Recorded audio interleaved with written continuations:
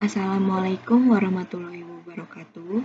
Perkenalkan, nama saya Dewi Indah Saputri dari Program Studi Teknik Elektro Universitas Muhammadiyah Surakarta Angkatan 2020 dengan NIM D400-2084. Di sini saya akan menjelaskan sedikit tentang jembatan Whetstone.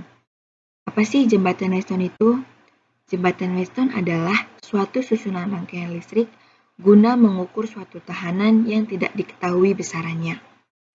Tujuan dari jembatan Whetstone adalah untuk mengukur besarnya tahanan sehingga aliran pada galvanometer sama dengan 0.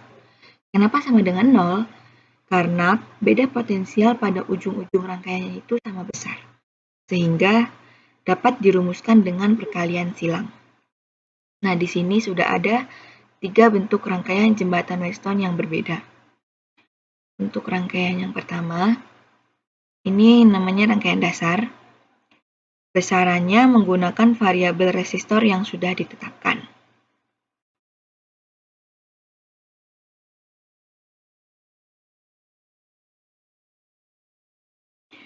Untuk R1, variabel resistornya menggunakan 2 digit terakhir NIM dengan satuan kilo ohm. Karena NIM saya 84, berarti untuk nilai resistor yang pertama, 84 dikali K atau 10 pangkat 3 atau 1000, jadinya untuk R1 bernilai 84.000 ohm. R2, 4A dikali K ohm. Nah, A-nya itu, variabel A itu bernilai digit terakhir NIM. Karena digit terakhir NIM saya 4, berarti A sama dengan 4. Nah, untuk R2 berarti 4 dikali A. A-nya itu 4 sama dengan 16. 16 dikali K ohm jadinya 16.000 ohm. Untuk R3, 1 dikali A sama dengan 4, berarti 1 dikali 4 dikali K ohm bernilai 4.000 ohm. Untuk R4, 8 dikali A hanya 4, 88 dikali 4 sama dengan 32. Berarti untuk R4 bernilai 32.000 ohm, dan untuk R5, 2 dikali A hanya 4 jadi 8, 2 bernilai 8.000 ohm. Nah, untuk sumber DC-nya menggunakan yang namanya nanti bisa dicari di komponen mode dengan keyword vSearch. Nah, di sini sumber DC-nya besarannya bernilai 12 volt. Nah, lanjut ke rangkaian yang kedua. Nah, syarat terbentuknya jembatan Whetstone itu yang pertama adalah kita lihat untuk nilai R5 itu 8.000 dan untuk nilai R3 4.000, untuk R4 32.000 dan R2 16.000. Nah, dapat kita lihat untuk nilai atau besaran hambatan yang ada pada rangkaian di sebelah kanan merupakan 2 kalinya nilai dari resistor yang ada di kiri. Maksudnya gimana? Kita lihat di sini R3 bernilai 4.000. Nah, R5 8.000. Nah, 8.000 itu merupakan 2 kali 4.000. Lalu R2 16.000 dan R4 32.000. Nah, 32.000 merupakan 2 kali dari R2 dari 16.000. Nah, terus di sini di catatan atau syarat dapat perbandingan R3 dikali R4 sama dengan R5 dikali R2. Nah, dari perbandingan resistor-resistor tadi dapat menghasilkan suatu perkalian silang. Nah, perkalian silangnya itu ini. Maka besarannya yang ada di R1 baik tegangan atau arus itu akan bernilai sama dengan 0. Nah, itu syarat mutlak dari jembatan Weston. Untuk mengetahui syarat itu, nanti kita akan simulasikan pada rangkaian percobaan.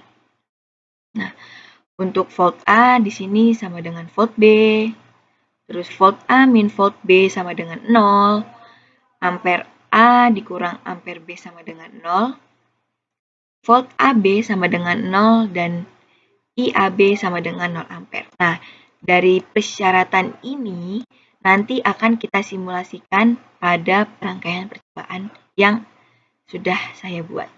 Di sini ada rangkaian yang sudah saya buat. Ini bentuknya sebenarnya sama dengan dua rangkaian yang di atas. Di sini sudah ada DC voltmeter dan DC ampermeter yang dapat dicari di virtual instrument mode. Nah, lanjut. Nah, dari rangkaian ini sudah ditulis keterangannya R3 dikali R4 sama dengan R5 dikali R1 itu merupakan syarat mutlak tadi ya yang sudah kita bahas. Nah, R3 di sini bernilai 4000 dikali R4 32.000 ya. Lalu sama dengan R5 8.000 dikali R1 16.000. Nah, 4.000 dikali 32.000 sama dengan 128.000. Nah, 8.000 dikali 16.000 sama dengan 128.000. Nah, lanjut syarat yang kedua. Volt A sama dengan volt B. Nah, kita lihat dari rangkaian ini, langsung kita simulasikan apakah nilai volt A sama dengan volt B. Mari kita play. Volt A bernilai 8 volt dan volt B bernilai 8 volt. Nah, syarat yang kedua berarti terpenuhi. Lanjut syarat ketiga. Volt A dikurang volt B sama dengan 0. Volt A-nya 8 dikurang 8, volt B-nya kan 8 ya. Sama dengan 0. Lanjut ke ampere. Ampere A kita lihat di sini bernilai 0,8. Dan di sini ampere B juga bernilai 0,8. Nah, di syarat tulis ampere A dikurang ampere B sama dengan 0. Ampere A 0,8 dikurang 0,8 sama dengan 0. Memenuhi. Lanjut yang terakhir, volt AB sama dengan 0. Kita lihat volt AB sama dengan 0. Nah, terus IAB sama dengan 0 ampere. Nah, di sini apa yang terjadi jika R3 dikali R4 itu tidak sama dengan R5 dikali R1.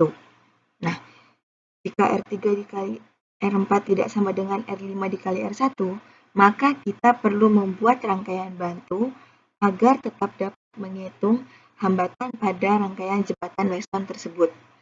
Nah, setelah itu dapat dicari hambatannya dengan menggunakan prinsip seri dan paralel hambatan untuk menentukan berapa hambatan penggantinya. Nah, untuk contoh rangkaian bantunya dapat dilihat di internet, atau untuk lebih jelasnya bisa bertanya pada asisten lab masing-masing. Lalu, mengapa besaran FAB dan IAB sama dengan 0? Nah, agar rumus sederhana yang pertama ini, R3 dikali R4 sama dengan R5 dikali R1 dapat berlaku, maka arus listrik yang mengalir pada galvanometer harus dibuat 0.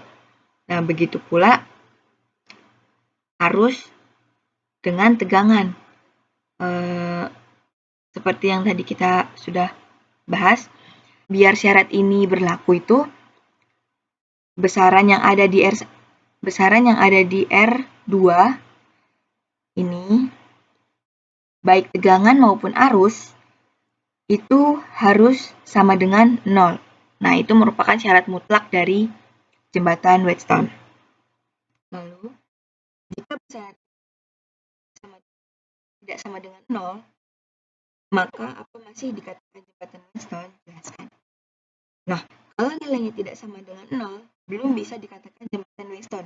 Karena prinsip dari jembatan Weston adalah nilai FAB sama dengan IAB itu harus sama dengan 0. Nah, agar dapat memudahkan kita dalam mencari hambatan pada rangkaian jembatan Weston tersebut. Nah, volt AB sama dengan 0 dan IAB sama dengan 0 itu sudah merupakan syarat mutlak dari jembatan Weston. Dan apabila ada suatu rangkaian jembatan Weston, ada suatu rangkaian yang besaran FAB dan IAB-nya itu tidak sama dengan 0, maka belum bisa dikatakan rangkaian tersebut adalah rangkaian jembatan Weston. Lalu yang terakhir, fungsi jembatan Weston dalam kehidupan sehari-hari. Jembatan Weston dalam kehidupan sehari-hari itu bisa dimanfaatkan di bidang perikanan, perancangan, dan pembuatan perhitungan ikan secara otomatis. Nah, di bidang perikanan itu dibuatkan atau diciptakan alat-alat yang bertujuan untuk mempermudah tugas manusia dalam pekerjaannya sehari-hari.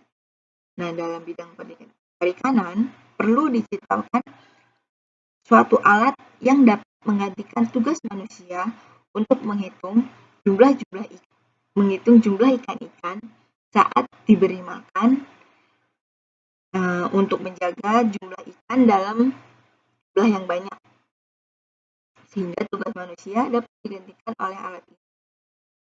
Selain itu juga dapat mempercepat proses perhitungan ikan secara otomatis dalam jumlah banyak dalam waktu yang relatif cepat. Nah, mungkin itu saja yang dapat saya jelaskan secara singkat mengenai jembatan Weston. Jika ada salah dalam menjelaskan atau kurang jelas atau sedikit terbata-bata, mohon dimaafkan. Sekian. Wassalamualaikum warahmatullahi wabarakatuh.